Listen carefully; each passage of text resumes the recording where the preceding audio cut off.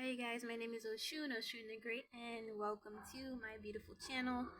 So right now, I think the man by the name of Scott Galloway is going viral yet again for his commentary on Diary of the CEO about him saying basically how women are to blame for the incel epidemic and the male loneliness epidemic.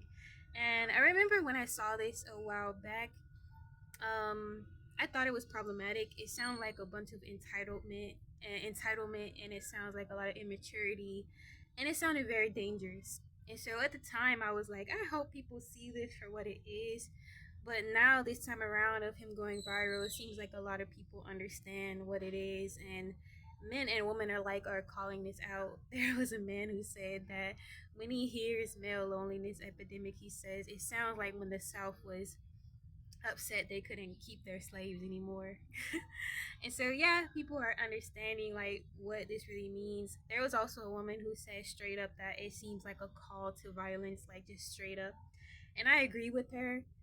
It's very, very dangerous and violent. It's the type of thinking that, like, over in the UK, where they have a lot of knife violence with the men and boys. This reminds me of like the girl who like rejected her crush and giving her flowers or something, or asking her out um on a bus and he knifed her and everything. And so this is a type of thinking, that comes from this type of thinking. And the problem a lot of people are seeing is that with our socialization under patriarchy and heterosexual norms, heteronormativity, we teach men that like their whole identity is surrounded by like if they can get a woman. And like that's the problem in itself. It's not work on yourself as a whole person. It's not, work on some hobbies or whatever. It's too much emphasis on like um getting a woman, and also just the hatred of women in general, treating women like objects, and then just everything it means to be a man is to reject being a woman. And so there is no self-love being taught for men or anything. And men needed to know how to self-regulate. It should be no way that women should be evolved so far ahead and we are so oppressed and marginalized. And it's kind of like we're forced to work on ourselves as whole people. Not that we're perfect either, but it seems like a lot of women are doing the work to be whole people, and not it's not the same way for the male loneliness epidemic.